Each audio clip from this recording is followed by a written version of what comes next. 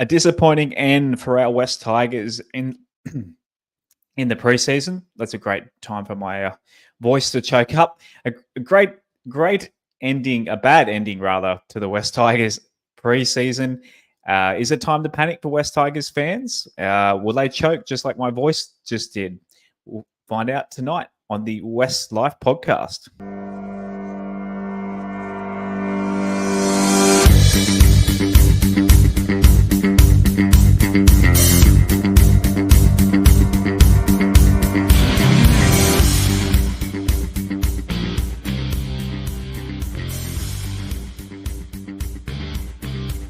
Note to self, don't have almonds before going live on the air. Welcome into another episode of the WestsLife Podcast. I'm your host, Josh Barnett. We are reviewing another West Tigers game, and it was a little bit ominous, to say the least, on Saturday night as we went down pretty hard to the Dragons. We'll go through Benji Marshall's comments. We'll go through the whole match in detail, as well as your ratings. And also, Shane Richardson said a few interesting things on the official West Tigers podcast, Behind the Roar. We'll go through those as well. Welcome in to everyone joining us live on YouTube. If you're listening on audio, please go and find our YouTube channel and give us a subscribe and a like, turn notifications on, all that. And also at WestsLife Pod on Instagram and Twitter. Give us a follow on those socials as well. Righto, over to my fellas, my co-hosts. Let's go to the stats man, Aaron Thompson. How are you this evening, Mr. Thompson? G'day, Josh. G'day, Rob. G'day, everyone who's listening in. Yeah, I'm pretty good tonight. Obviously, a little bit frustrated with what we witnessed on Saturday, but it's just a trial. I keep trying to tell myself that, just trying to not stress about it too much at this present moment. Obviously, the team's now got 3 weeks to sort their crap out and hopefully be on track, ready to rip in round 2. Robert, I'd say this with kindness, but you might have been the most pessimistic of the three of us in the off season, and I guess it kind of, your darkest fears all reared their heads on Saturday night. But I mean, to give away the headline of the show in the first couple of minutes, is it time for panicking or just a preseason game? Well, firstly, g'day to everyone. Hope you're all well out there. Look, you're entitled to feel however you want to feel. I wasn't being negative from the sense of not looking forward to the season. I've always been looking forward to the season, but you've got to be realistic too. Firstly, as Aaron said, and we said it last week again, it was only a trial. I thought last weekend's trial against New Zealand was awful, and I think it just got hidden by the fact that we actually finished up ahead on the scoreboard, given that New Zealand had 3/4 of their team out. We played against 12 men for 50 minutes. I didn't think the first trial was very good at all. Saturday night was just awful, given the fact that we finished last, they finished second last. I didn't think the difference between the team that came 16th and 17th should be so great. So that was disappointing. But, like Aaron said, we've got 3 weeks to fix it. But yeah, to expect that we're going to, go from 17th and make the 8 or whatever like that, sure, it's possible. It doesn't matter what you say, what Aaron says, what I say. But we've got new halves.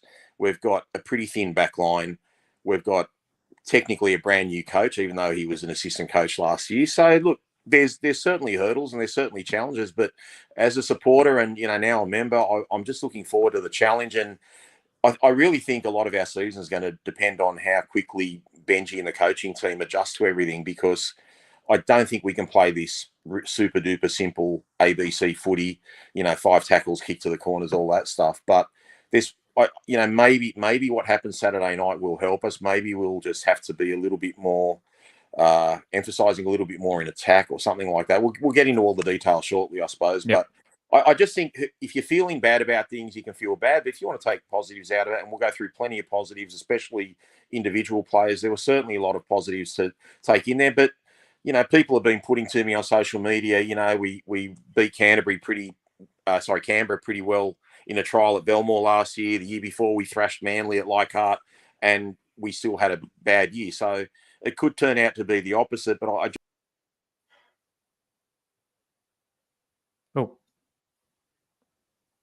Oh, I think we lost his audio there for a sec. yeah. Rob, your audio's cut out. Can you hear him, Az? No, I can't hear him.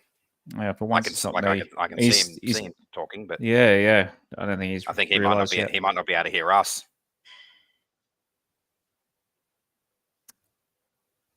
It looks like a good rant too that he's going on with here. Not sure. I don't think he can hear us either. I don't think he can. I'll remove him and then hopefully bring him back. Righto, we're going to play. The joys of going live, eh? Yeah, that's the thing. We do it live, and we'll see if we can get Rob back in. Rob, can you hear us? No.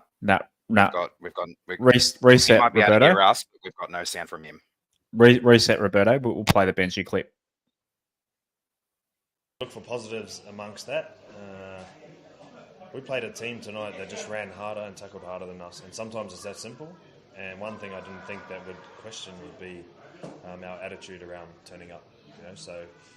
Something we're lucky it's not round one for us, and there's not 2 points on the line. But if we don't address that, we'll be in for a tough season. So, yeah, a little bit of work to do. A lot of work to do. So, goal line. So, Benji, a bit pessimistic after that one, Az? Yeah, understandably so. He obviously had expectations of what he wanted to get out of the game, and they obviously weren't met.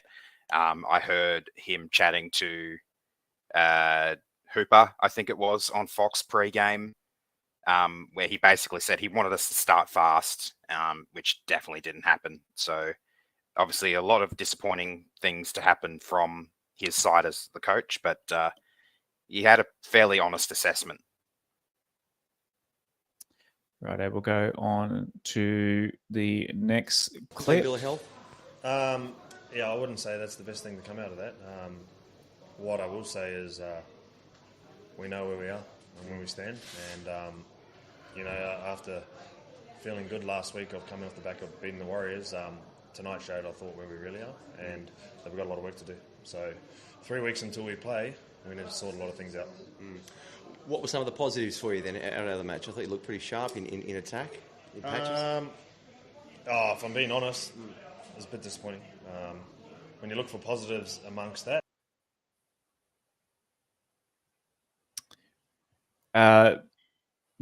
Obviously the attack, Aaron, Rob's greatest fear of this team is scoring points. I mean, the defense looked pretty ordinary. It looked good against the Warriors the week before, but Rob said he got a bit of intel that they're not really showing their cards in terms of attacking structure and that sort of thing. So, look, do you think they'll come round two? Will we see a bit of a better attacking performance, and maybe they'll throw a few more things at the Raiders than they did at the Dragons? I hope so. I really hope so. My thoughts going into or coming out of the trial were we really must be trying to keep something close to our chest because we weren't showing too much, particularly in attack. I thought we got off to a fairly decent start in that first game against the Warriors. Obviously, we let in a bad try against them early on, but we also scored two fairly quick ones of our own. And they actually looked like they were both pretty solid plays. Obviously, there was a short ball to Red that he got through with, and then there was that really beautiful piece of play from Appy to Caesar to Fa'atape, and then Appy to Sullivan to Fa'atape to Caesar, which I thought worked quite well. I thought there's a really solid combination there, but we didn't see any of that in the second trial. The tries we did get were pieces of individual brilliance where obviously Jareem, he's an absolute superstar of a kid. He's got a very bright future ahead of him. That try he scored right on half time that kind of got us back into the contest a little bit was a beautiful little piece of play. Rob, I think we've got you back now. We're just talking about Benji's I mentioned your stance basically on the Tigers for the last 12 months is the lack of being able to score points. And you got a bit of intel that possibly they're not showing their hand a little bit. Do you think the attack will be a bit more adventurous come round 2? Well, you'd like to think so, but look, in typical Wayne Bennett style, I think Benji wanted to build into the season slowly, build our foundation on defence, good kick chase, and sort of the attack will come pretty much like all of Bennett's teams, even Bellamy's teams to agree. Generally, their teams get better over the few rounds. But from what I saw on Saturday night, I still thought being down 24-0 was awful. Like the fact that we went from 0-all to 24-0 so quickly was really disappointing. I thought once they got to 6 or once they got to 12, we'd show a little bit of resilience, but it was just like we didn't care. So our intensity was quite low. But being down 24-0 at halftime, I thought, well, you know what? We can't play this grinding sort of style second half if we want to get back into it. So we'll see a bit more ball movement, which we did. But that said, I found personally watching Caesar trying to run a block shape, even with Dream Buller's try, it was only Galvin that straightened up the play after he got the ball from Caesar. Every time Caesar gets the ball, he runs crabways. He crabs to the side. So I just think we don't even run the block plays right. The second half, we couldn't really create anything, but at least Bud Sullivan was straightening up a little bit. Galvin was amazing, and you could see Galvin just demanding the ball. And I don't know, like it's a real tough one, guys, because obviously from 2023, Appy Coruscant is our best player. And you'd think anyone who's the coach, whether it's Benji, you or me, we're going to want to build our attack around our best player, which is Appy, and then obviously Jareem Buller. But on Saturday night, we actually looked better when Appy wasn't on the field. And it's not because Jake Simpkins is a better player than Appy Coruscant. It's just that a good team, the halfback demands the ball. And I just think we had a lot more width when Appy went off the field because suddenly Jake was, throwing these like long cutout passes from dummy half a couple of times. And our back line had a bit more width and we had a bit more room and we looked like we could do something. But when you just play that really compressed style, the opposition defence tightens up their defence and you just really can't do too much. So, yeah, of course you want Appy. Appy's, you want Appy in that team 80 minutes really. But I think Appy should be just going his own way every now and then, not like having the attack solely focused around his play. And that's, I don't think you can change that after one trial. I think we're stuck with that style of we're going to be grinding up the middle, going through Appy, occasionally going out the back. But I just feel like you're not going to see us go into our playbook unless we're down 12 or 18 points. I just feel like we're going to play a pretty simple style of footy as long as we're either way of, we're within 6 points of the opposition, whether we're winning or we're losing. So I don't know. It really depends on how everyone's reacted to what happened the other night. If they think it's just down to intensity, then structure's not going to change. But personally, I'm not a fan of playing it too simply.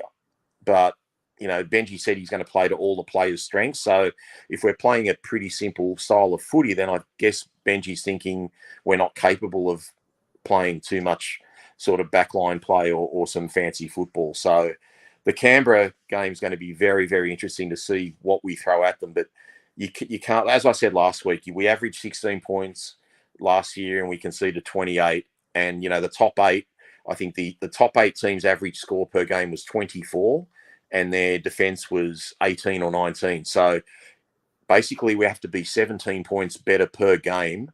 Like our defence has to be better by 33% and our attack has to be better by, 33% to be competitive. And that's just a big ask. It really is a big ask of a new team, new spine, with the new halves and new coaches. It's just, that's why I'm really not that frustrated because I'm not expecting too much. I just want to see individual growth and just slight team growth. And I want to see us getting better as the year goes on. I don't want us to get our ass kicked, but at the same time, I don't expect us to look like rock stars, in the first couple of games we play. Right, last little clip of Benji here talking about the young halfback that you mentioned there as well, Rob. Benji trial, I guess, one really good thing out of that I think no injuries. We all clean bill of health. I wouldn't say that's the best thing to come out of that. What I will say is we know where we are and where we stand. And, after feeling good last week of coming off the back of beating the Warriors, tonight showed, I thought, where we really are. And that we've got a lot of work to do. So Nope, that's the wrong clip. We're on fire tonight. That's right. We'll talk about Lachlan Galvin. Nonetheless, I've uploaded the same one twice. Yeah, Lachlan Galvin, you mentioned him a little bit there, Rob, on my personal Twitter. And I know I mentioned this non-rugby league player a lot, but he did give me a little bit of Nikola Jokic vibes. And when I say that, not just because he's my favorite basketballer and possibly one of my favorite athletes of all time, but it's just, if anyone does actually watch NBA, and Nikola Jokic, basically, he's basically Larry Bird in a 7-foot body. So he's a center, but basically changing the game because he's a big guy who is arguably like the best passer of all time, one of the best passers of all time. And he also has a quick thinking brain where basically he sees things happen before they happen. He just knows in his brain and what's going to happen. And I see that in Lachie Galvin as well. Just every time he gets the ball, his brain, his muscle memory for an 18-year-old is just insane. It's just the way he'd catch the ball and get it to the right pass, or the timing of his passes, putting people through the holes. The pass he did to Dream for Dream's try, like he just has that like magic in his hands, and it's just, he's got it, man. He's going to be a superstar. I know we went through this 11 years ago with Luke Brooks, but Luke Brooks scored a nice runaway try, but Lachie Galvin, yeah, he's just, you can just tell he's a footy player, man, and he's in a big body as well. So he's not going to be bullied. Even though he's 18, he didn't look like he was bullied or like thrown around out there. He really looked at home in first grade, and he's still playing SG ball. Like I'm very, very excited about where this kid's going to go. And hopefully, a lot of people, when I tweeted out about it, like, well, he's probably going to go to the Panthers, probably going to the Roosters. Fingers crossed Shane Richardson doesn't make the same mistake that previous management did with the Tedescos and all sorts of players that we let go to other clubs. Fingers crossed we've got him for another couple of years yet, and hopefully they can, not sit on their hands and give this kid many more years, because we need him at this club. He can be like Benji and completely change the franchise for the better. Am I overhyping him as? I wouldn't say you're hyping him. I think he's an exceptional talent. He played, 4 different positions, I think, on Saturday night, and he didn't look out of place in any of them. He had, and I reckon he had a great time out there while he was doing it. So I think he's an exceptional talent. Obviously, he's very raw, but you could say that about a lot of the youngsters we have at the club. I wouldn't be surprised if he snagged a potential spot in the team for round 2, but I probably wouldn't throw him in just yet personally. But yeah, I think that the kid has a very bright future ahead of him. We've just got to try and avoid doing the whole, this kid could be the next such and such player, because that seems to have a habit of leading to bitter disappointment for a lot of fan bases. Rob, what were your thoughts on the young him a little bit, but any more? Look, again, it was only a trial, guys, but he couldn't have been more impressive for me. I put it out on the socials. He's basically a young kid that doesn't have any of the scar tissue, on his brain. He doesn't realise we're shit. He doesn't realise we've been a shit team for so long, and it's a lot like those guys. Yeah, but it's like the guys, Benji and Robbie, when they came in 2003, 2004. They didn't know we were a shit, team. They just came in and played their footy, and that's what Lachie Galvin did the other night. The thing that was most impressive, I know it's just the most basic skill, but the timing of his passes. Like, he literally just draws it till the last second and passes it. And probably people don't know NBA, Josh, but if you're trying to use the analogy you're using, I probably would have said Todd Payton as a player, because Todd Payton was a big body, but he was almost like another halfback. He could think well, he could pass well. He had one of the smartest brains, and it's proven that he's got one of the smartest brains because he's now made it as a coach. But I think Lachie Galvin's got the world at his feet. And what I did like, there's only little things that I don't know if you noticed, but he demands the ball. And I think, again, that was a problem with our team the other night. Everything centres around our hooker, and God love him, we've got the best hooker in the game as far as I'm concerned. But you need a halfback or one of your halves demanding the ball. If Caesar wants it 5 tackles out of 5, then he gets it. If he wants, and then Appy might do his own thing if something's on. But your halfback's got to demand the ball.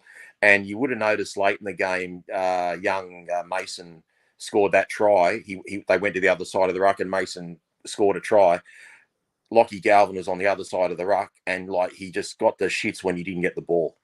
He's demanding the ball, and you can tell he's a genuine halfback because he wants that ball. He's got a plan in his head what he's about to do, and the fact that it went on the other side of the ruck, it was a bit like, not in a bad way, but it was a bit like when Mitch Moses used to have a bit of a sulk if the ball went to Luke Brooks instead of to him.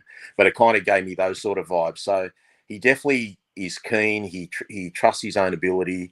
If Benji's serious about the trials being a test for who's going to be in first grade, I mean, you got to think there's 2 arguments here. You've got to think he's got to play, but at the same time, we've signed Jaden Sullivan for 3 years with a 4th-year option for over $500,000 a year. Are we going to put someone on that money in reserve grade and not give him first crack?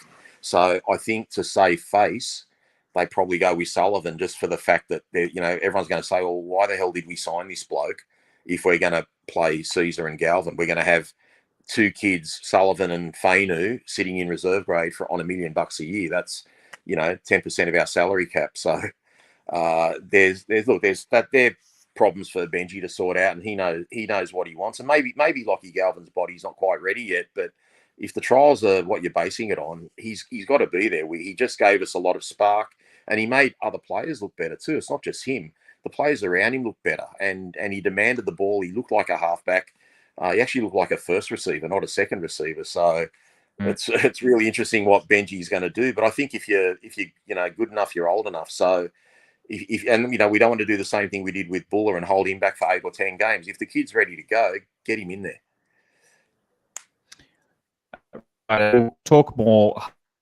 Talking about halves coming up. We'll talk about the others as well as young Lachlan Galvin. Speaking of great playmakers, Mobile Corp, they are a proud sponsor of the WestsLife podcast. The business in its early days, they were a major sponsor of the Balmain Tigers. As if you're watching on the YouTube stream, you'll see the old jerseys. For all your business IT needs, from a cloud-based telephony, security, desktop support, or anything Microsoft, reach out to Mobile Corp through their website, mobilecorp.com.au, and mention you're a listener of the WestsLife podcast while you're there. Speak to Stephen, our mate, and his team if you need some IT help with your business. Thank you again to Mobile Corp for jumping on the WestsLife podcast again. We've lost him, Aaron. Yep, I was just thinking that because his audio went a little bit funky there for a moment. It seems like the universe is trying to tell us something tonight. You shouldn't go to a new location without trying it. I think we've learned that lesson. But do we know what he was going to talk about next, or we just? Here we go. He's coming back in now. We're on fire tonight, boys. We're cursed tonight. No new venues, Josh. No new venues. Did I get all the way to the end of the Mobile Corp? Okay, all right, all good. Just as, is the irony that we talk about? Maybe they can help out with our IT needs. Righto, up next, we were going to talk about. Let's talk a bit more about the halves. That was going to be one of our topics. We've talked about Lachlan Galvin. What were your thoughts on Caesar and Sullivan? And Rob mentioned he thinks Sullivan's on too much money to not be named in the halves. What do you think they'll do for round 2, rather? I think they will stick with the Sullivan and Caesar combination, at least to start the season. Give it a few weeks at the very least, see how it goes, see what we can kind of conjure from the combination. Obviously, it still hasn't had a lot of time to develop from an attacking standpoint. The only worry I have in regards to Sullivan in particular is his defense, because a lot of those tries that the Dragons scored went down his side. It's obviously why they shifted him or swapped his side of the field at some point with Caesar, and it was a little bit of a tale of, I guess, two different sort of aspects of his game. I mean, his running game, we saw it against us in Magic Round last year. He's got a heck of a running game. He's got a beautiful ability to step off the foot, and he can break your ankles close to the line in particular. And I think that's one of the things that is a real advantage of having a player like him in your side. Because if he's got a solid kicking game and a very good run game, then obviously it's two different weapons he can throw at an opposition defense and try and I guess trick them. So I think we'll stick with the halves combos that we've been trying. So far, I like what I see, particularly in the first trial. They look great. Second trial, not so much. But like I said, I'm hoping we're just holding our cards close to our chest at the moment. Right, let's get into your player ratings. Thank you to everyone who submitted ratings. So for the trial, normally do 1 to 10 ratings, but for the trial, last week I only did the top 30 squad players, but I added them all in for this week. So the highest rating, so basically ask everyone to tick in one form or one section players that you thought well. So just tick every player you thought played well, and then the other one not so well. So the top scoring player with 93% was Lachlan Galvin, who we've already spent a lot of time there.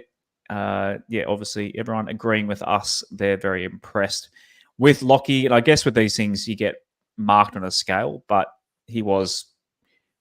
Rob, would you say he was our best player in the game? Yeah, I'm going to be called a hypocrite here, but yeah, I think he was. But like, you know, in a photo finish from Kapoa, who's I've vented a lot of criticism about over the last 3 years. So I thought Kapoa played really, really well. But I think it's just, it's not so much the output, because obviously Galvin only played, 3/4 of the game. Kapoa was on the field the whole game. But even guys like Alex Lobb, who we'll get onto, like Alex Lobb didn't have many contributions, but everything he does is professional. Like he's literally like batting at 1,000. So he's 100% for what he does. And I just think, even though he didn't do much, everything he did was fantastic. And that's, to me, he was like our third best player, even though he didn't have the involvement that obviously forwards and other people have. But I just want to touch on something Aaron said about Sullivan, and they did change the halves there.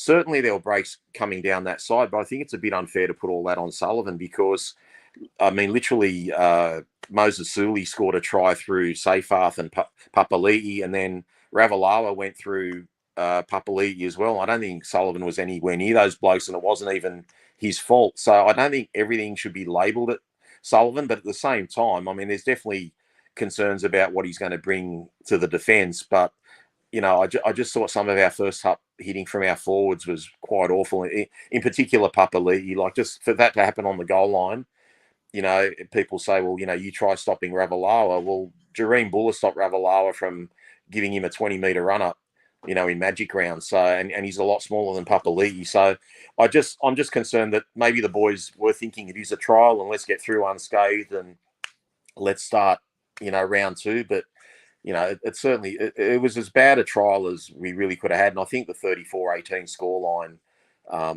wasn't really reflective of the game. St George killed us, and, they didn't score another point after Ben Hunt went off, which goes to show how important your halfback is and the guy that controls the game. And, Ben Hunt scored 2 tries. And I just think St George would be a totally different team without Ben Hunt. And, we're a different team without a strong halfback. So I hope everyone realises just how important halfbacks are, because we haven't had one for, 10 years, with the exception of Hastings for a few months. Second highest, not far behind, Jareem Buller with 86% as. How much of that do you think?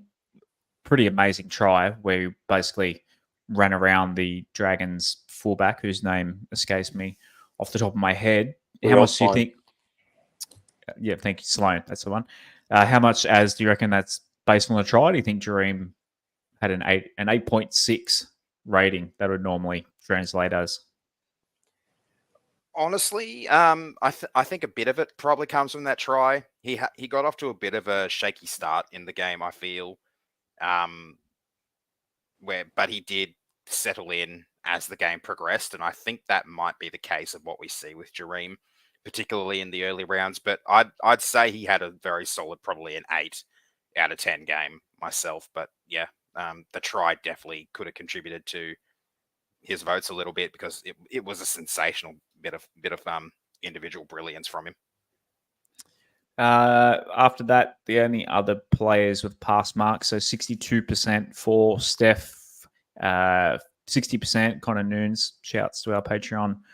Vanua Pole fan club leader. He got 60.5%. Alex Lobb, who Rob mentioned, 55.8. So they're the only. So we've only got what 1, 2, 3, 4, 5 players with a pass mark, which is look that seems pretty fair. Rob? Yeah, look, I think, again, I don't want to, I'm not being critical of players at all, and I'm not, and I really don't want to be critical of coaching yet because it's only a trial. But let's be honest, how can you judge Charlie Staines and Junior Tupu when 90% of your plays up the middle? Like we've hardly seen Charlie Staines in 2 weeks. Okay, and we've hardly seen Junior Tupu, so it's not fair to judge on what they're doing, what they're not doing. I did see a couple of things, one in particular with Tupu that really impressed me. And you can tell that I know our defence was awful as a whole, but you can see there's been a lot of thought put into our defence. Obviously, we saw the Kapoa strip Kapoa and Appy Coruscant when one dropped off and the other one pulled the ball. You could see they've been working on that in the off season. But the one that impressed me the most was when Tupu got caught a ball on the full in goal, which gives us a 7 tackle set from the 20-metre line. As soon as he got tackled and the guy was all over him, he instantly popped the ball to Jareem Buller, who bolted out to the quarter line. And they're the little things that we wouldn't have done last year or the year before. So you can definitely tell we are trying to play smarter. We're trying to be a bit better about things. And I know, like, it doesn't seem like much, and it seems like I'm clutching at straws in a 34-18 loss, but it's an improvement. It's something we wouldn't have seen last year. We would have just seen the bloke hold onto the ball. And, even in other games, I don't know if you guys have noticed it, guys, I'm seeing kickoffs where the ball's landing, 2 inches inside the sideline before it goes out. And I'm thinking, you idiots, put your foot on the sideline and touch the ball. I hope when we receive kickoffs and they're touch and go as to whether they're going out or not, that our players have learnt in the off-season, put your foot on the line, don't even have to catch the ball, just touch the ball, and maybe you'll get an out on the full. So these are little things I think that has been put in there because we saw it on Saturday night, and I was quite excited after the first 15 minutes seeing those 2 moments, and then suddenly we went from 0-0 to 24-0. Like, oh well, this isn't good. But yeah, look, I'm not gonna write this team off until it needs writing off. Well, we're going to write some players off maybe here because we're talking about who got voted for not so well. Just saw Connor Nunes, who I mentioned, he's the Vanua Pole fan club member. 4 people did downvote Vanua Pole, and he's demanding the names of those 4 people. I'll drop them in the Discord, Patreon Discord later for you, Nunes. As you're speaking of Discord, just a reminder, you can, if you're watching on the YouTube stream, you can do super chats that we'll do alongside the Patreon Patreon questions and section later in the show. So we got upgraded on our YouTube thanks to all of you supporting us. And yeah, if you want to drop, what was the great one that we had, our first one about the Rabbitohs on Wednesday? The South can get rooted or something. That's the one. South can get rooted. That's the one. Yeah. Hall of Fame.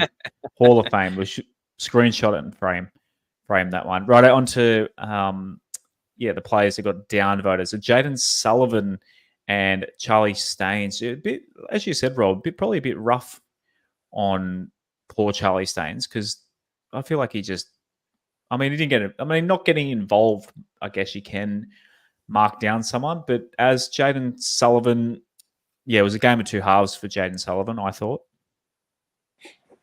Yeah, the tricky thing with a lot of these players, particularly when it comes to downvoting them for not playing poorly or hardly being seen, when you've named a squad of 25 players and you've got unlimited players and you can interchange between all of them, you're likely going to get a situation where some players hardly do get cited because they're either not on field for very long, in the case of a lot of those guys who came on for the last like 15 or so minutes, or there's chopping and changing here, there, and everywhere for one reason or another. So it is really tricky to downvote players, particularly at this stage when, so many get named. But Sullivan, I think he might be one of those rocks and diamonds players. We'll see a really great week from him one week, and we could see a really poor one from him the next. And that, I think, will be a confidence thing. And the more confidence he gets, the more he builds connections with the squad. I think we'll start to see more diamonds and less rocks. At least that's what I'm hoping for.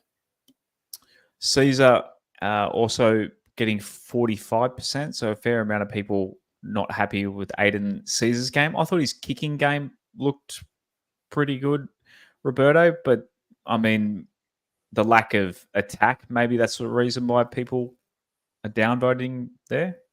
I thought Caesar's kicking game was spot on. I think Caesar is doing exactly what Benji wants. As I said, my big criticism was just that running sideways on these block shapes, because when you're running sideways, you're just taking the space from your outside men. And so he's got to learn to straighten up that attack if we're going to put some shape on. And, you know, I think on Bud Sullivan, like how he's going to combine with Aiden Caesar, I mean, clearly Sullivan's playing the second fiddle. Sullivan's not an organising halfback. He's like a brilliant halfback, and not that he's, you know, a quarter of the player Benji Marshall was. I think it would be very hard for Benji Marshall, the player, to play under Benji Marshall, the coach, given the style that we're playing.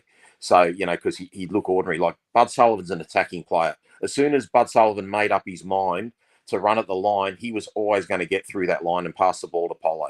You know, that was just going to happen. So I think, you know, Sullivan needs an attacking style that suits him. But for the moment, I think he's trying to blend in. He's just trying to, like, you know, play the game style that Benji wants. I guess he's told if something's on, go for it. But he's really sort of in first gear at the moment. I don't think we've seen the best of him in attack. And if he scores, you know, a try or two every week or sets up a couple of tries, I don't think we could be complaining too much about him missing tackles if he does miss some tackles. But yeah, I just don't think our game style suits Sullivan at the moment. But, you know, he's got to learn to adapt to that, you know, or it could be a long season for him. Yeah, finding those combos, we'll see as the season goes on. I just noticed that Kepa Owa, he's got 13 downvotes and 14 upvotes. So as people in two minds about Paul Kepa. The thing I think when it comes to players who are, or fans who are a bit more, I guess, 50-50 on players having a good game or a bad game, and I think I'll call it the Luke Brooks effect, where where a lot of the time the good things he did would get drowned out by the poor things he did. And he might have, like, Kepa's sort of similar. He might have a great moment or two great moments in a game, but a lot of the time they get drowned out by the bad moments. And I think a lot of the negativity towards Kepa in this game in particular, because I didn't see too much negative from him in this game, probably stems back to how he was only given, or probably stems back to his performance in the first trial, and that first try that was let in by, well, the debate rages on, but most people say him. Might rapid fire a few other players as we go along. For myself, anyone that's, I think Stefano, how many upvotes did he get? So he got, 27. I think Stefano looks faster. Maybe not faster is the right word. More powerful, fitter. He's in, I think I said it last week's review, I think he's in for a big, big season. He looks very, very impressive. Just the way he's moving at the moment. Whoa, Gussie Harris just dropped us a $10 super chat. Gussie, you are the GOAT. Nice work. We'll get to that later in the show, though. Love you, Gussie. Anyone else? Appy. Yeah, look, Appy will be Appy. We don't really need to be concerned with Appy. 52% of people downvoted him, but I think that it's just people are just voting on a scale there. They expect more from Appy. It's a game that doesn't count. So I think he overplayed his hand, Josh. I think it can be the other way. It's not that we expect more. I think he tried too hard. I think he tried too hard. He overdid it. He just needs to, you know, shuttle the ball out occasionally. Let everyone else do their job. You know, not everything can't be just relying on Appy Coruscant. And that's not bagging him. He's like can't get upset with a bloke for trying his hardest. I'm just saying it'd be like Robbie Farah being at dummy half and trying to do something on every tackle from 1 to 6. You just don't expect that. You know, your halves, your backline, everyone else has to be involved as well. Any thoughts on the Fainu brothers? Sam, I think, redeemed himself a little bit in my eyes from the first trial. He ran hard. He had some good hit-ups. Solid in defense as well from his time. Sione, I've got to be honest, I can't remember seeing too much of Sione, so I'm not going to comment on him. And I don't think Latu played, did he? No. No. Oh, no. Did he play? I don't think so. No. I've got him in the poll, but yeah, he didn't play. He didn't get down. He got 2 down votes, even though he didn't play. Sorry, Latu. So did Justin Matamua. He got 3 and he didn't play either. Yeah, I really should have. It's tough. There's so many players to check. I can't wait till it gets back to 17. Makes my life easier. As Gussie said earlier, it's didn't get a mention at all. Yeah, it's pre. I'll be better when it's the 1 to 17. It's much easier. I can do it earlier in the week and get it all ready. It's very tough with the trials. So many players. Rob, anyone else to touch on it all? You've already mentioned Alex Lobb. I think he has to be. I'm sorry, Charlie Staines. I think Tupou, and when our season preview comes around, we'll have a couple of weeks to talk about who we think should be in the starting side and that sort of thing. But for me, I think Tupou, and we're going to get Lob City happening. He's got to be there. Yeah, he knows his role perfectly. When the opposition kicks downfield, he just positions himself well. He knows, he runs the ball strongly when he gets the carry to try and work it out of our half. His attacking ability in the air is amazing. We need that. That could be worth 12 points a game potentially. So, if he gets a couple of tries. So I think he should be there. As for whose place they take, well, look, Staines is a speed machine. Tupou wasn't impressive against New Zealand. He was okay the other night, but didn't really get many chances. I mean, we missed 30 tackles, but I reckon 3 of the tackles that our boys made could have made the ESPN top 10. Like, they're absolutely crushing tackles. I think one from our mate from Melbourne. Yeah, one from Tupou, one from Olam, and I think it was the other one. It might have been Stafford Toa who missed a few tackles, but then put a bell ringer on someone. Yeah, so there were some good tackles there, but yeah, 30 tackles missed compared to St George's 20 was, not a very good look. And especially, are you going to get into the red zone stuff, because that red zone attack was awful. Yeah, as I believe that's your stat. So, look, again, for those who are new to the show, when the season happens for real, I'll just like the last couple of seasons, I'll bring up the game stats and that sort of thing. But with so many players and trials are just so all over the shop, I'll bring up all the stats, literally steal them from NRL.com and bring them up on the screen if you're watching, and we'll talk about game stats. But the games are just so all over the shop. There's not really much point in talking percentages and yardage and all that thing. And look, for this game, it was probably a shit comparison anyway. Let's not really talk about what the West Tigers were doing there. But what have you got for us? So I asked Az to pull out a significant stat to talk about. What have you got for us, stats man? I couldn't actually find the stat I was after, but it was what Rob was chatting about before we went on air. Basically, we had a lot more entries into the red zone, and obviously, therefore, a lot more tackles in the red zone than the Dragons did. And we scored, as you know, considerably less points. And that was one of my main concerns, one of Rob's main concerns going into this year. We struggled a lot when we got to the red zone last year. We had no problem getting there, but once we were there, we didn't know what to do. And it seemed to be the same story on Saturday night. I'll just say we made more run meters than the Dragons, not by much, but only just.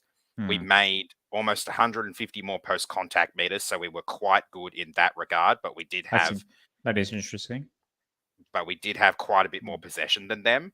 But in saying that, like, it was just like last year, we had no problem getting into the red zone. We just struggled once we got there, and that was my main concern after, I'd say, probably our second or third attacking set where we didn't really get too much out of it. Again, we've gotten a little bit better with attacking kicks. We forced a couple of dropouts. We were able to get the ball back from them, which was something we didn't do last year. So it seems that there may have been some practice of that in the off season, which is great. But yeah, we really need to see more from our boys once they get into the opposition's 20-meter area. Yeah, we had something like 50 tackles, Josh, in the red zone. And we scored 3 tries, and the Buller try came from outside the red zone. So we basically scored 2 tries from the approximately 50 tackles. And as you said, our run meters, I think we just got them in the end, but at one stage we were almost 200 meters behind them. So we actually really finished hard the last 20 or 30 minutes. We had a lot more ball as soon as Ben Hunt came off, which, as I said, your halves control the game, and St George were a different team as soon as Hunt came off. I was going to talk. I had sections lined up for those watching on for the halves and who possibly might come into the side, but we might save those conversations for coming weeks. Like I said, we've got a couple of weeks of no West Tigers footy to talk about. So let's move on and talk about Richo's appearance on the BTR podcast, which dropped on Friday evening. Very weird time to drop a podcast on a Friday. I think it was like 5 o'clock in the afternoon or something that they dropped this, but nonetheless, created headlines and plenty of interesting things. So let's start with which any topic in particular you want to get cracked into, Rob? No, he's shaking his head. All right, we've got to get into all of them anyway. Whatever you've got planned. But I do think we need to be a lot smarter. Okay, let's start with this. I think we need to do things in a better way and a more efficient way. And I think we've got to be really, really honest with our sponsors, our members, and everybody in general. And because that's the only way you can improve is that you have a baseline, be honest about it, and move forward. The second thing I just want to make a point to is that everybody out there who's genuinely a supporter of West Tigers, you will hear things from us first. If you hear things from the papers and they write what they want to write, and I've been dealing with them for 30 years, so I know all about the journals. I get on with most of them really well. But at the end of the day, they don't know what's going on inside, and they're not going to. We're not going to be like we were before, where everybody knew what's going on before the members did. As we did with Luau, they were told before the announcement was made. People were going on about Luau being signed for weeks and weeks before, and it wasn't true. We dealt with that behind the scenes, Benji and I, got the deal done, and then it was announced, and the members got it first. Don't listen to people who want to sway us off the track of what we're trying to do. Listen to the club, because I'll give you this commitment right here and now. We will be honest with you. Rob, I just feel for the journos, they might actually lose a bit of weight with a bit less focaccia and arancini from Grappa restaurant now. Richo doesn't sound like Richo will shout them to too many lunches and not give them too much to play with as well. But it's very different to what we're used to. I don't think Richo will be taking too much advice from journalists and player managers. I can give you that tip. But what I will say is I think journalists in general, they're going to keep going on fishing expeditions as long as we're not doing well. So, if we're, had 1 win out of 10 games, they're going to be looking for a story on the coaches, or, we're going to get rid of the defensive coach or the attacking coach or the head coach or whatever. So I just think if we can take care of our business on the field, then, maybe we can get some more positive stories. But look, good on Richo for wanting to stop all the leaks and all the negativity that comes out of there, because, not just Richo, but Benji as well. They're trying to build a trusting environment there. And if stuff from private meetings amongst themselves are being leaked, and it might not be any of the players, it might just be, one of the players telling his player manager something, and it could be the player manager telling the media or whoever it may be. But yeah, we've got to try and stop that leaking thing. But we had so many leaks at the club that, they didn't know where they were coming from. So, no, good on him for that. Yeah, more leaks than the toilets at Leichhardt Oval on a Sunday afternoon. Righto, as I'll get your thoughts on Richo's comments here about player recruitment. Clear to everybody out there. We are not a recruitment club. We are a development club. Now, we've got over 9,000 juniors in the club, 9,000. And yet in our top 17, we wouldn't have had one junior. It's wrong. Clubs win premierships when they bring their juniors through. We've got 9,000. South only had 3 and we had 7 or 8 in the grand final. Penrith had 8 or 9. My point about it is that you do that when you create a pathway for those development kids and don't buy kids into mats and ball. Use your own kids, develop them into flag and develop them from flag into second grade. So that's really important. It doesn't mean we won't recruit for the higher grades. Of course we will. We need to fill in gaps. But and it's not a matter of waiting a long time to do it. I mean, in my opinion, we've got the best young half in the game coming to the club next year. In my opinion, next year we'll have the best spine in the whole competition. That's my opinion. We've got tough forwards. They'll take the ball forward for us. Good back rowers.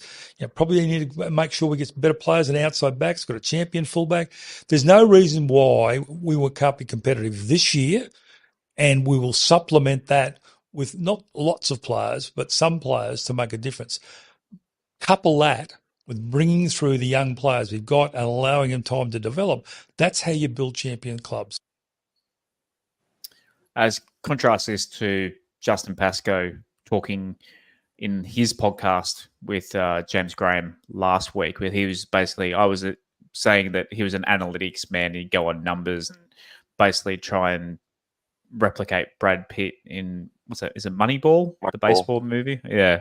So he was trying to basically do that. Richo sounds like there's more brains and more football knowledge. He knows how to build a club here, and he is looking at what Penrith's doing and trying to go from there, because we do have one of the best junior bases. Obviously, the Magpies side of things, a lot of great kids coming through. Yeah, I like everything that Richo said there. He's been there and done that. He's done it with Souths. He's done it at another club he went to. I can't remember which one. I think it might have been Penrith. It was. It was Penrith, yeah. And it's clear that what Penrith has done has worked. It's worked in spades for them. They took their time, they developed their players, they brought them into grade. They had that one, I guess, down year in 2019 where they finished 10th or 11th or something. They were just below us. And then they came out in 2020 and absolutely killed it. They ended up in a grand final off a 17-game win streak or something along those lines, and they lost that. But then, now they've come out and they've won 3 in a row. So what they've done has clearly worked, and they took their time. They developed their players. Gus Gould said it would be a 5-year plan. Granted, the plan took a bit longer than 5 years to come to fruition. But it worked. They got to where they did off the back of developing their juniors. And I agree that it's something that could work for us as well. We just need to make sure we've got the right juniors.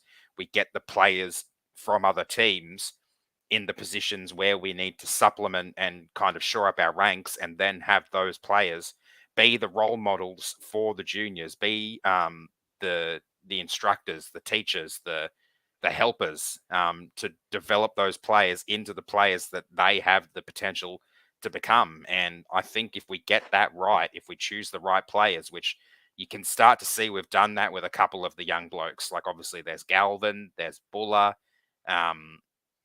there's a few others. I will disagree with one thing he said, in that last year we probably didn't even have one junior coming through in our top 17. I would say we had at least one, and that would have been Adam Dewey. I'm pretty sure he was a Tigers junior before he went to Souths. So if he was fit last year, he would have been in our best 17, probably as the number 6. And I'd say that we did have at least one junior there. Rob, I keep thinking if we had Richo with the Big 4 of 2016, would this have all happened? No, we would have been in a totally different world. And I'm not sure if I mentioned it last week, but Shane Richardson said on another podcast, I'm not sure exactly where it was, but he said, if you've got the right players in the right positions coming through, then you don't go buy players for that same position. So, imagine, like say we had James Tedesco before. Well, that's why we lost Pappenhausen, because Pappenhausen thought Tedesco was going to be our fullback for the next God knows how many years. We end up losing both of them. But now, if Jareen Buller proves himself this year that last year wasn't a fluke and he's going to be our fullback for the next 10 years, then if you're a fullback coming through at our club, you're probably not going to get a gig in first grade unless you want to play a different position. We're going to lose those juniors. So, again, we got two older back rowers in, sort of Bateman and Papali'i, not so much old, but getting on the back half of their careers. We've got Clemmer. Like, there's positions there that are available. So the young guys coming through, if we've got a good one coming through, that's who the spots are going to go to. But yeah, if we've got, Sullivan for 4 years and Fainu for 4 years and Galvin coming through, then we don't need to go buy halves, do we? Like, if we've got Luai as well, there's just no need to buy halves. We're probably going to have to lose a half, maybe two halves. So, yeah, it just depends on what your roster looks like. But that's why I think he's just got rid of that football manager's position, and he's really going to be very hands-on with Benji, and ultimately the final decision will be Benji, but they'll work together and sort it out. Right, here's Richie talking about membership. Last year, the year before, we hit 20,000 members, but a lot of those members have been free because they've been junior rugby league players. You want to set a clean slate and just report the members who have put their hand in their pocket, which stands at 7,197. Yeah, with a target of 10. See, it's a bit like having a recovering alcoholic. You can't get over it until you actually admit you've got a problem. Now, we've got a problem. We're the lowest membership club, genuinely lowest paying membership club in the Sydney area. Let's be honest, we are. Now, there's a whole lot of reasons that what might be and may not be, but we've been declaring 9,000 junior members who don't pay at all. So it's not income to the club. We've been declaring them as to make 20,000. We haven't got 20,000 members. Let's be honest about what we got, because we need you to become a member of this club. In whatever capacity it is, you need to become, and membership has got nothing to do with just buying a ticket to the game, a season ticket to the game. It's about the family that you want to be involved with, the family of West Tigers, from the players through the coaching staff to administration, stakeholders, but most importantly, the members. Now, if we can grow that membership for every 5,000 on with the average a member pays overall, for every 5,000 people, we get another $750,000 with a member dollars in. At the end of the day, it's about the dollars coming in and people paying to become a member and feeling that they're part of the West Tigers family. And that's what we are. We're a family.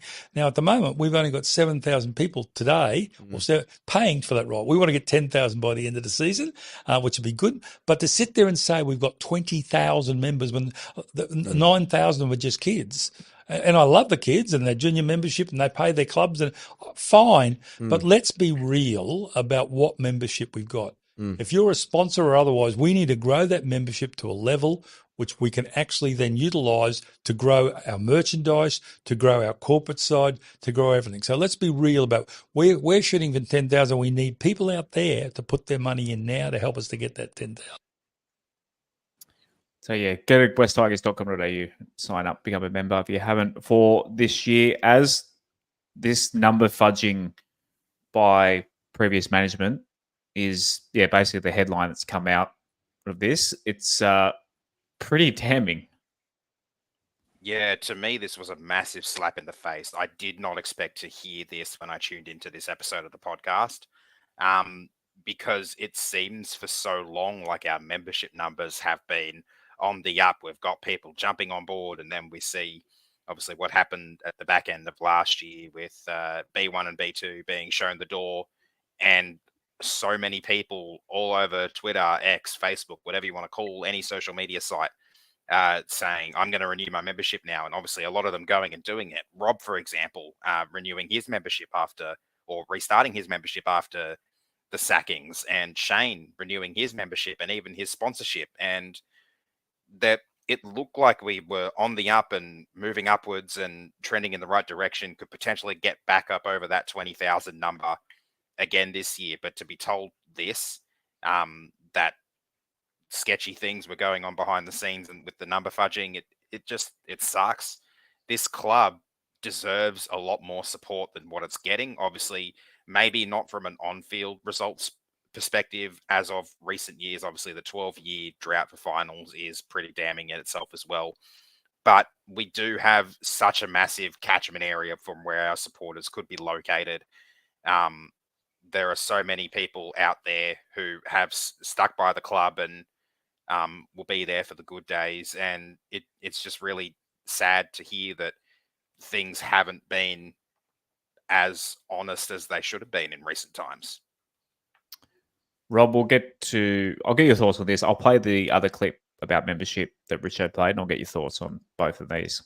If somebody comes up to me and says, ask me about, what about the team? And I'll say, the first thing I'm going to say to you, and I mean it, and I did it at South, we've got 32,000 members and $4.8 million in income. I will say to you, are you a member? What's your membership number?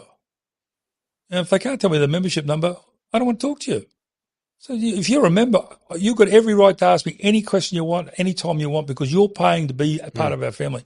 You want to be a mad fan and talk about over here and get on podcasts and doing all this. Big deal. I don't care. I'm not going to talk to you about it, because at the end of the day, the people I talk to are the stakeholders. That is the members, the board, not just Tom, Dick and Harry out in the marketplace. So it's really important to understand that's what it's about.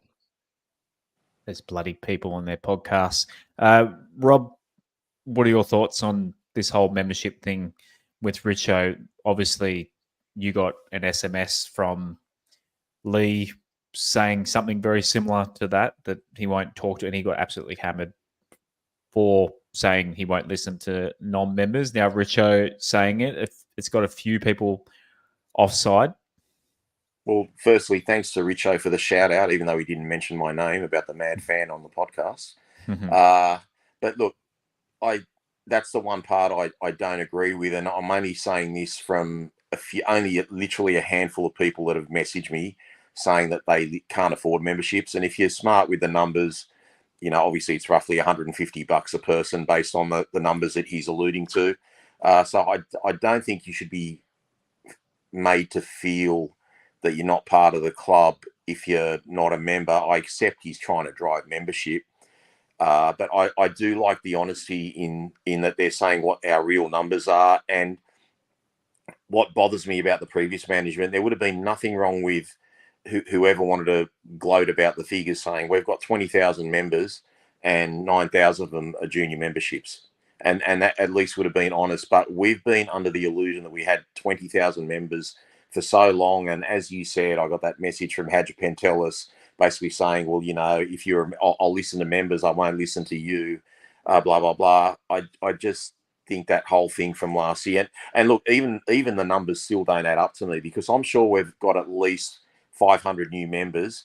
And if there were 9,000 juniors and we were just over 7,000, you can't tell me 4,000 people have dropped off being members from the West Tigers. Like, obviously the other memberships were cats, dogs, budgerigars, whatever. Like, there's no way, like, that doesn't add up, because from 7,000 to 20,000, there's 13,000 memberships that are different. But look, there are some people that genuinely can't become members, and I feel bad for those people.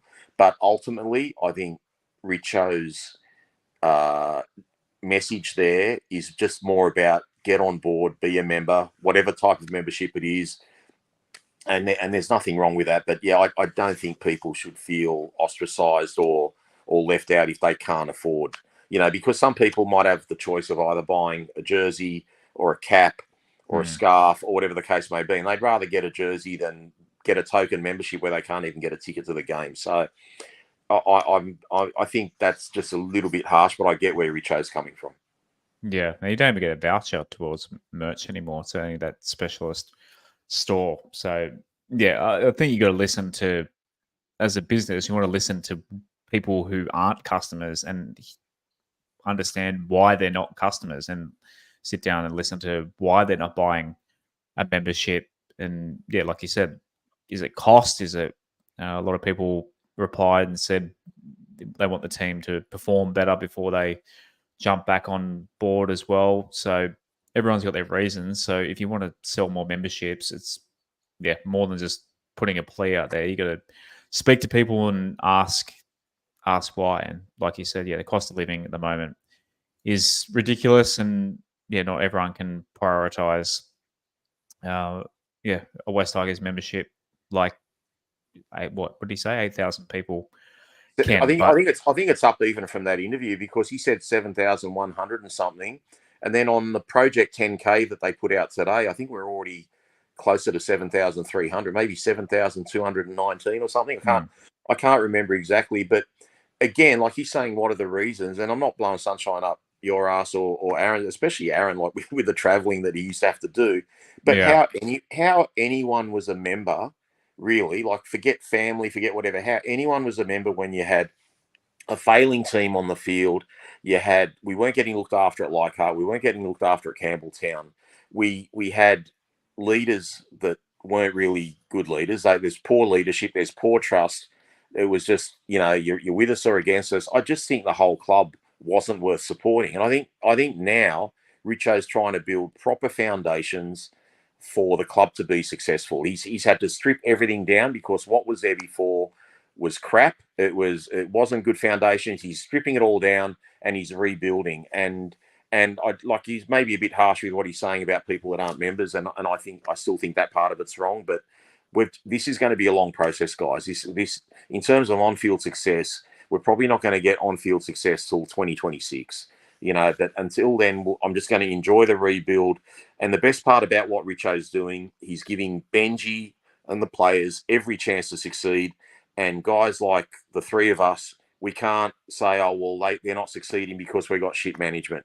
Okay, we've got good management now, especially with Richo there. He's going to set a pathway. He's got a plan. Apparently, I think it was, did he say he was going to the board maybe on March the 10th or something in that podcast thereabouts? So they've got a plan in place, and we just need the coach to get his act together and get the players on board and get some on-field success. And if all that part is right and we're getting proper entertainment at the game, or if we're going to a game at Leichhardt and Campbelltown, we might actually get one or two, a New South Wales Cup game or a women's game or a junior game or something ahead of it, instead of having an 8 o'clock game on Friday night like we had last year against Canberra with no game before it.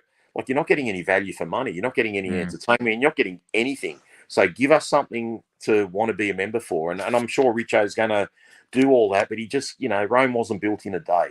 And he's been with us for a couple of months. So we're just going to have to give him time, because I actually think he's achieved a hell of a lot more already in this short time than anyone could have. So there's a lot of fixing to be done. And, we're sick of hearing it, but we've just got to be patient. Absolutely. Around the league, look, I've got the scores there, but we're running a little bit over. I don't want to dwell on any other NRL scores that happen in trials. They don't really matter. But when it comes to the season proper, we'll do our tips and we'll talk about elsewhere in the league a little bit and have our opposition fan for whatever team we're playing that week as well. So just quickly, guys, anything else in any other game that stood out for you guys? Of the other games, I think a couple of teams are a little bit below form from what we're used to from last year. But again, they're only trials, guys. Let's just see what comes out in the real games. St George were quite awful against South, the week before, and they played great against us. I think one thing that's, from our point of view, guys, what's really damning for us is our New South Wales Cup team lost 58-6. So it was a really, really bad weekend all round. So we've got a lot of work to do in our own backyard before we worry about other teams. As before we go to lower grades, anything that stood out for you in the other 7 games? Mainly the Warriors. I think a lot of people are expecting the Warriors to do what the Cowboys did last year after their sensational 2021 campaign. 2022 campaign. And I just liked what I saw from the Warriors. They looked crisp. They looked sharp. Obviously, they slacked off a little bit and let the Dolphins back into that game. But yeah, I don't think we got to worry about the Warriors slipping away. I think they could potentially be one of those teams that are up there in the end too. But also, how good was Fiji? For those watching the game, or for those who did watch the game between the Storm and the Knights, the atmosphere was great. I love that they put on a little welcoming for both teams at the start of the game. I think there needs to be more international footy, whether they play the Pacific Challenge there, a couple of games in the Pacific Challenge there at the end of the year. I just think Fiji deserves more footy. They love it up there. I went to Fiji. Obviously, but those who are listening, when we lost to the Cowboys by 70 odd, whatever it was, I was sitting at a bar at my hotel in Fiji watching that game. But we did actually go out to a local footy. It was a women's matches, and yeah, man, it's a cool experience. The best people on the planet. Just Fiji's amazing country, and yeah, I definitely back everything you just said there. As righto, onto our juniors and lower grades for the West and Balmain side of things. In Harold Matts, the Balmain Tigers went down 38-16, while the Magpies got up 40-12 over the Bears. SG Ball, pretty similar, to the Harold Matts. So the Balmain Tigers got pretty convincingly beaten by the Storm 28-10, while the Magpies put 48 on the Bears, 48-6 in that one, with a few. They're looking good. The Maggies in the juniors, they're second in Harold Matts and 6 in SG Ball, while Balmain Tigers are last and second last. So a really, one side of the merger kind of holding up the weight for the juniors there. On the girls' side of things, Tasha Gale, West Tigers got the win in both games. So the Tasha Gale girls won 24-10, and in Lisa Fiola, they won 44-0. So, the poor North Sydney Bears getting beaten 4 times by the West sides out. Yeah, over the weekend. In Tasha Gale, we are 10th, and Lisa Fiola, the girls, they're doing well. They're in 3rd place. So the younger girls, they're flying the flag nicely. In the Laurie Daly development, MacArthur West Tigers lost 32-10, and in Andrew Johns Cup, they lost 16-10, both to the Monaro Colts. I think we discussed this last year. I think it's Monaro. Yeah.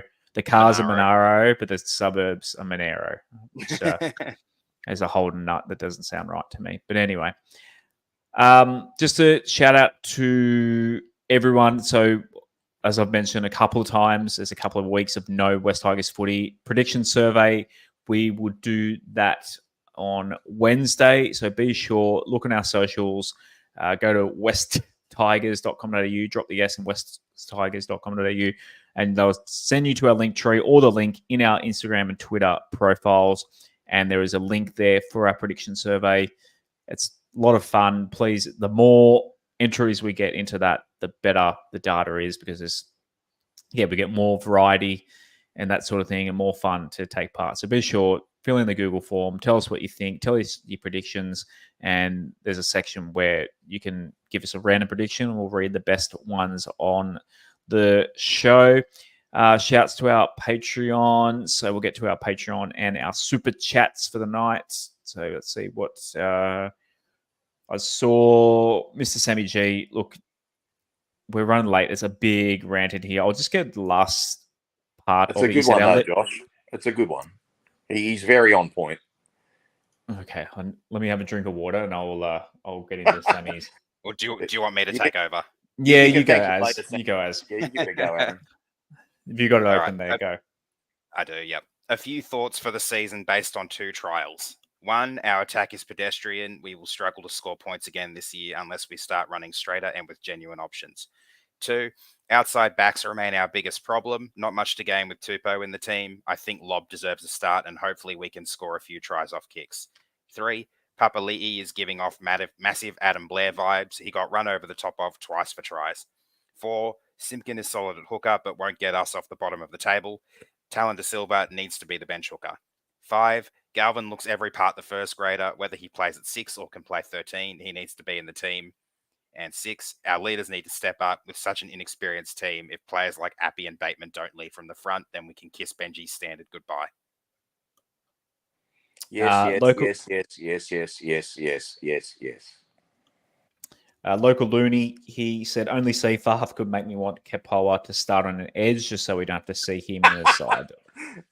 That's a good one. Bit rough on Pig. He follows us on Instagram. I like. You got to appreciate the humor though. That's pretty funny. Yeah. If you can't laugh at yourself, Shane, he said the sooner we forget tonight's trial, the better. We offered very little in attack and looked clunky, similar to the past 2 years. We gave Saints too many meters while defending. It was like watching men play boys. The positives, Galvin and Lob. Lob has to be there round one. Bring on round one. Well, he won't be there round one because we have the bye, but round two, 100% agree there, Shane. And shouts to all of our Patreons. And let's go. Gussie dropped us a big fat $10 tip in the super chat tonight. He said, "Love your lads. Thanks for the potty over the years. Asua Kepa up with a breakout year." Look, I loved half of that one, Gussie, or agreed with half of that. Have a guess which half it is, but Gussie, number one Gussie fan of the love. show. He's a Patreon, so he pays us on the Patreon. He's thrown us another $10 here as well. And yeah, check out Gussie's YouTube channel as well. He did put up a song. He did the collaboration with me on our YouTube channel, and he did something the other day as well, but they pulled it down because it had the NRL got it pulled down because it had NRL highlights in it. So poor Gussie. But yeah, love you, Gussie. Thank you for your support. Could not get a bigger fan and supporter of the show. Right, as I said, next episode, Wednesday night, will be our predictions. Please, go to to our links and submit your form. So we'll have plenty to talk about for that episode. And then, then it's next week. We're leading into the footy starting for real. But 2 weeks of 2 weeks of no. Well, I guess the Wednesday will be a preview show, and on the Monday show we'll be able to have 8 NRL games to review as well. So we'll have plenty to talk about in the next couple of weeks, but we might, do some questions and that sort of thing. Find things to talk about in the coming weeks as well. Thank you to literally the hundreds of you tuning in on the stream tonight. Apologies for look, we came out like the West Tigers did on Saturday night. It was a bit clunky and a bit unprofessional, but I think, boys, we, like in the second half when Lachlan Galvin was on fire, I think we brought it back a little bit. I think we need Mobile Corp to help us out, mate. Yeah. Call Stephen, if you're listening, help. Help. Best way to get a sponsor plug in, actually have a problem that requires the sponsor. And that on that point, if anyone would like to sponsor the show leading into the season, podcast at westlife.com. Big thank you to the thousands of listeners every single week. Love yous all. And fellas, anything else before we say goodnight to Big Dog? And I say goodnight to Taylor Swift, who's been in my ear literally down the road from my house for 4 nights in a row. Shouts to all the Swifties out there, but it will be nice to have less traffic around my area in the coming days. Yeah, well, I just hope everyone tunes in Wednesday night. We're going to obviously do our predictions and our top 8. And I think personally, I've got a couple of big surprises, and I think I'm going to be on the mark with these pretty hot takes for top 8, who gets in there and who misses. Obviously, we're going to be doing the Rob Stradamus tips as well, and we got 2 out of 3 winners on Saturday, by the way, and the other horse came second, so we had a pretty good week there. But look, just on the footy side, with everyone who's feeling sort of dumb and gloomy and, thinking it's all going to be, look, we might finish last, and I don't think we're going to do much better than last, but defence is an attitude, and the players know that. It's an old saying, our defence is going to show up against Canberra. I've got no issues that will be there mentally, physically, and whatever. It's just the attack. I just don't think you can click a switch with the attack. I think we've got 3 weeks to work on our attack. It's got to be done properly. It's got to be done technically. I just don't think this bash and barge, kick to the corner shit, scoring 6 or 12 points a game's going to work for us. We've got to find some points in attack, but I know the defence is going to come good, because that's just a mental thing, and that can be fixed in one game. Right, Az, any parting words? I just want to add in a big thank you to Gussie as well for that crisp tenor earlier. I just want to tell the fans as well to keep the chins up. I'm trying to do the same. Obviously, last year and the year before that were pretty down years, but I do think that even though we may have a clunky start to the season, that things will get better as the year goes on. Just got to keep the faith, keep believing, good things are coming for this Tigers team. We will get there eventually. And also enjoy the games in Vegas this weekend. I'm very interested to see how they go, and could be a bit of fun there. So bring on the season. Round 1 week, round 1, part 1. Viva Las Vegas. Righto. As always, go the Tigers. Go the Tigers. Go the Tigers. Thanks for listening to another episode of the WestsLife Podcast. Please follow us at WestsLife Pod on Instagram and Twitter, and facebook.com/WestsLifePod. You can also support and take part in the show at patreon.com/WestsLife, and give us a subscribe on YouTube and turn notifications on. We'll see you again next time on another episode of the WestsLife Podcast.